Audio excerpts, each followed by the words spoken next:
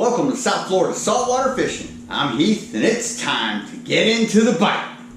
Wahoo in the boat, baby! That kingfish right there. I mean, you talk about epic fishing days. Yeah! Nice bull dolphin right there. Double header! Woohoo! Look at that muzzle snapper!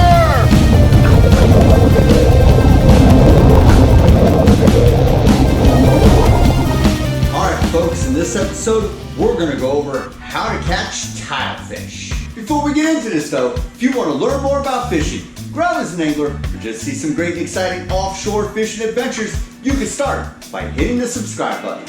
And don't forget to turn on the notification bell so that you won't miss a thing. Alright folks, so like I said, we're going over how to catch tilefish. And specifically, we're going to go over how to catch the blue line tilefish. We're going over all the details. We're going to cover the gear you need. We're going to go over how and where you find them. We're also going to cover the technique you need for fishing for them and how you ensure a hookup. And finally, we're going to go over the best baits you can use to catch them. Alright, so to start out with, we're going to go over the gear. What I have to say is blue line tilefish are deep water fish. So we're going to be deep dropping for them. So that being said, we're deep dropping, which means we're going to need an electric reel. This specific reel is a Daiwa Tanacom 1000. I prefer to use the Daiwa Tanacom 1000, which is a very simple deep dropping electric reel. I like this size reel because of the line capacity that it holds. The Daiwa Tanacom 1000 spooled with 70 or 80 pound braid holds around 700 yards, which will get you down over 2,000 feet. The Daiwa Tanacom 1000 you'll want more than likely will be on a bent buck rod. This is a Tanacom rod. So one thing you're going to want on the end of your rod is a swiveling roller guide. What this does is this helps your guide follow the line as it's pulled out and has a lot of tension put on it from the hooked up fish and the current. And so now one very important aspect when it comes to the line on your reel, you have to use braid. We are deep dropping, and the rule is you've got to use braid when you're deep dropping. If you use mono, you might not ever hit the bottom, or if you do hit the bottom, you won't know if you got the hookup. Chances are your line will just come very tight, and it's so bellied out that you won't feel it. Mono does not react the same way braid does. Braid doesn't stretch, and you will feel the strikes. You'll see them on your rod. If you're using mono, you're not going to ever feel this, and chances are you won't be successful. Alright, so we've got braid. This is 70 pound braid, and at the end of it, you're going to want to hook on a 300 pound ball bearing swivel. You want a ball bearing swivel because as your baits drop down, they're going to spin a lot, and this swivel releases some of that spinning motion and keeps your line from getting line twist. Now that we've gone over that we need an electric reel, they have to have a power cable. So the way this power cord works is you will connect the male end into your reel, and then the alligator clips will connect to the positive and negative terminals on a battery. That being said, you're going to need a battery to power up your reel. This is a basic car battery. It's actually a marine battery made for a boat, but I got this from Walmart, no problem. They do sell batteries that are made for electric reels. They're little tiny compact batteries. I prefer not to pay that extra money. A lot of times folks, if they have the capabilities, they'll clip off these two little alligator clips and put on a connector that's compatible with something that they've got on their boat that runs the direct current to the batteries that are on their boat. My suggestion is be careful doing this. The last thing you want to do is be running an electric reel off the battery of your boat and run the battery on your boat dead. And now that being said, I've got this battery. I don't want to leave it on the deck and let it get all splashed on and get wet and have electrolysis and corrosion happen. So what I get to prevent this is a waterproof plastic carrying case. You simply drop your battery in it, you put on the lid. Out here there are two openings where your power cable can drop from, and this keeps it, fairly dry and out of the elements. Alright, so that's that for the reel. A Daiwa Tanacom 1000, a nice electric reel works great for catching these fish, deep water fish. So the next piece of gear that we're gonna need to catch tilefish is a deep drop rig made for tilefish. What this is this is a 150-pound test. I've got sleeve swivels on them that are crimped at the top and the bottom. And what you want is you want this to be able to spin, because remember I told you your bait is going to spin as it's going down, you know, to 500 feet or so. We've got circle hooks. We're deep dropping. You don't want to use J hooks when you're deep dropping. You want to use circle hooks. These are size 6/0 circle hooks for blue line tilefish. So as you can tell, what this is basically just a stronger, more beefed up version of a chicken rig. At the top, we've got a loop that's been crimped that will hook onto our 300-pound swivel at the end of our braid on our line, our main line. We don't need any shock cord on this deep dropping tactic. We hook our little chicken rig straight to the braid. And so we've got 3 hooks. And as you can tell, this chicken rig isn't very big. Tilefish don't swim up more than a foot or 2 off the bottom to hit your bait. So if you've got a 6-foot-long chicken rig and you've got hooks way up off the bottom, they're not gonna hit it. Most of the time, they hit the bottom 2 hooks, and this 3rd hook up here gets left alone. So at the bottom, I have a bigger loop, which I use to hook on my weight. And speaking of weight, this is what I use when I go deep dropping for blue line tilefish. It's a 24-ounce weight, 1.5 pounds. And the last piece of gear you need to do any sort of deep dropping is you need lights. The old saying is no light, no bite. And it's true. So the lights that I like to use for tilefish are blue strobe lights. These are water activated. Once they hit the water, they start flashing.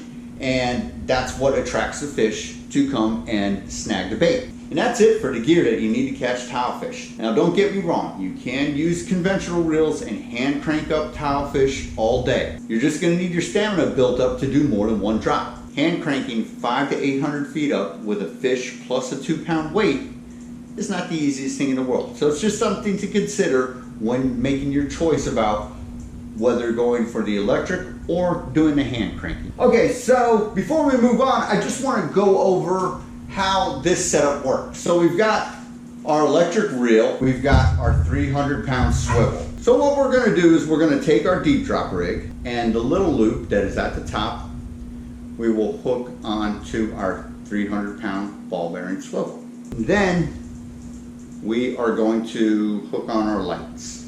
I like to use 2 lights when I'm deep dropping. Close your clasp, and that part is done. And then at the bottom with the big loop, we're gonna do a girth hitch through our bell weight. So we put the loop through the hole, and pull it through, loop it around, pull it back through, and that's hooked up. And so there you have it. This is the top of your rig with your lights, and it'll drop down, and there's your weight. And those will be your 3 baits. Okay, so that's the gear that you're gonna need to go fishing for tilefish. Now let's start getting into the cool stuff, which is how do we find tilefish? Blue line tilefish are found between 450 and 500 feet of water. Personally, I like to stay closer to the 500-foot depth. Now, they are not found in just any 500 feet of water. They are found in what's called the mud flats. So you have to be able to identify mud flats. And the question is, well, how do I find mud flats? You find mud flats by looking at the bathymetry, also known as the contour lines, on your GPS. So when you've got contour lines that are really closely packed together, and maybe they start smoothing out 490, 505, and out here you're at 520. This is not what you're looking for. This is not mud flats. This is a ground that is descending. When I'm talking about mud flats, we're looking for stuff that's more like this. We've got an area like that, and then we've got another contour line out here, and then we've got one way maybe out here. So in here, in your shallower one, we might be, we'll say we're at 490 again. And then out here, we're maybe at 500. And then out here, we're at maybe 505. Okay, Okay, so what this is our ground is not descending. It's more of a smooth grade. This is areas that are more than likely mud flats. Sometimes you're gonna have to travel to go get these fish. But trust me, when you find them and you find that spot, it's 100% worth it. So when we're talking about finding tilefish in these mud flats, the tilefish is natural habitat. What they do is they burrow in holes that they dig in the mud. And when bait comes by, they ambush it. They sneak out and they grab it and they go back into their mud hole. They are not going to travel very far from this hole that they're burrowing in. If they do that to go get some food, another one will move right in. Going for blue line tilefish is not something that you go and say, we're gonna go do it for 30 minutes and then we're out of here, we'll go do something else. You're gonna wanna take your time, you're gonna wanna spend a couple, 2 or 3 hours, because once you find them, you can limit out on them. The limit for tilefish in state waters of Florida is 3 per person per boat. They are included in the grouper aggregate. If you get 1 grouper, you can get 2 tilefish. So like I said, you're gonna spend some time. Once you find them, you're gonna set your drift. You've got your spot. You're gonna drift north with the current.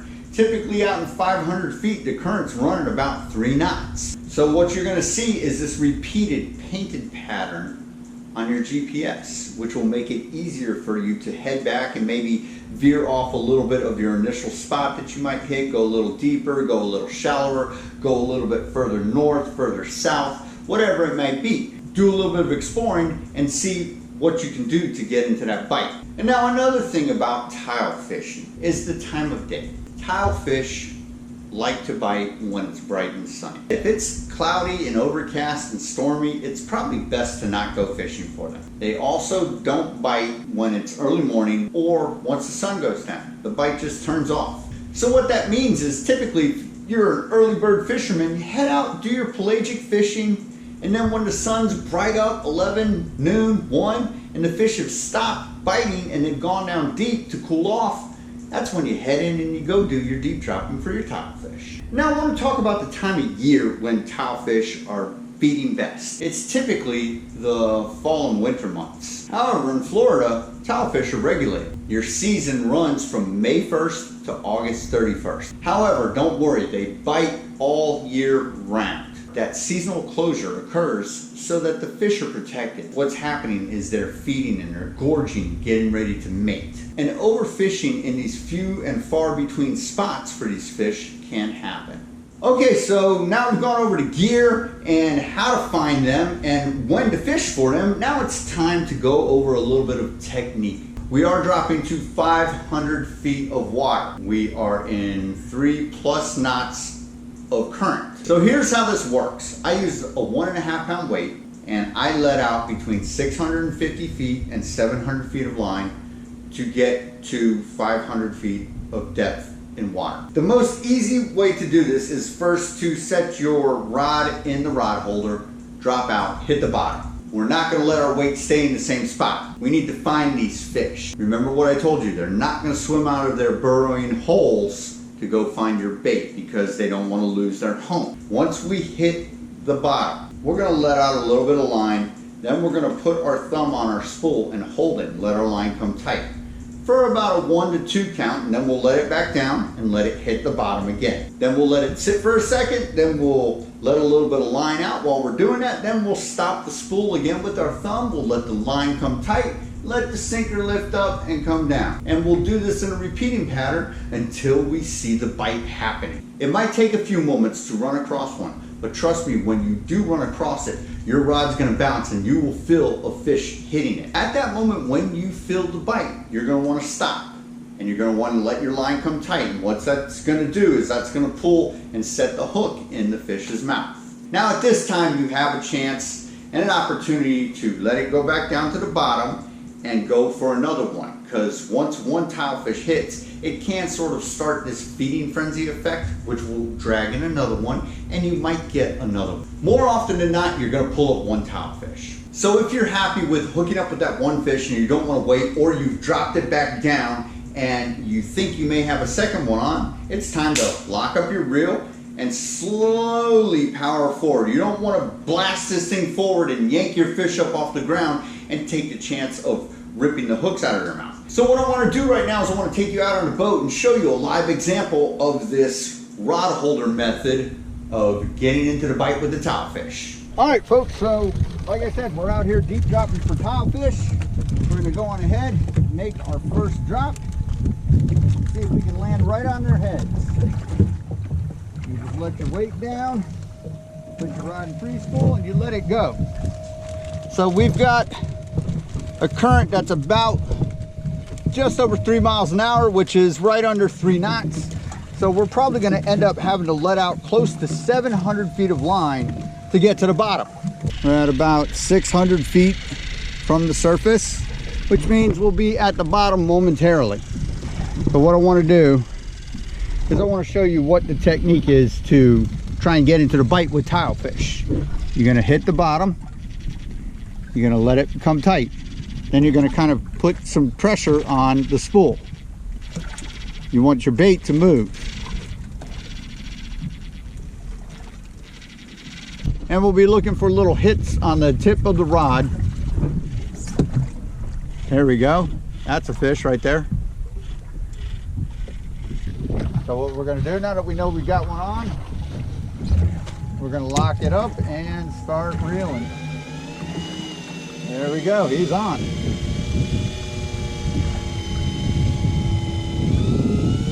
We got a little bit of pulling, going through some barotrauma, which is good. See him pulling?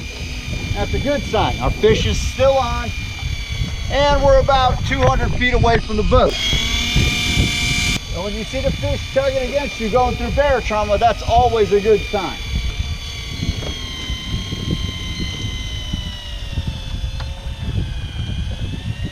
Yep, and it looks like we got a tilefish on, which is good. Nice tilefish. There we go. First drop. Nice blue line tilefish right there. All right, so there you have it. Nice blue line tilefish. They're called blue line because of the blue line right on their gill, right below their eye. People also refer to these as gray tilefish. And so that's the easiest, most basic method to getting into the hookup with the tilefish. The issue is a lot of times you miss the hookup leaving the rod in the rod holder. So more often than not, what I'll tend to do is I'll pick it up and I'll fish under my arm like this. And as you feel them biting, you'll get that initial tug, then you'll lock it up. You're gonna give a couple of cranks just to ensure that you've got that bite, and then you start powering up. And what's gonna happen is you're gonna get a lot of tension put on it, and you're gonna have to hold on for dear life to that rod to make sure it doesn't go over, and then it'll ease up, and then you can take it. Once you've ensured that you're into the bite, set it back in that rod holder, and then you can wind them up the rest of the way. And what this does is this more ensures that you're into that hookup and that the fish is on. All right, so another thing we can always do also is we can stand up and hold the reel manually. Some folks like to do it this way. It kind of helps ensure that they're into that bite. They almost get to set that hook a little bit and feel them when they're on before they start winding up. Oh, I feel them biting. And they're on.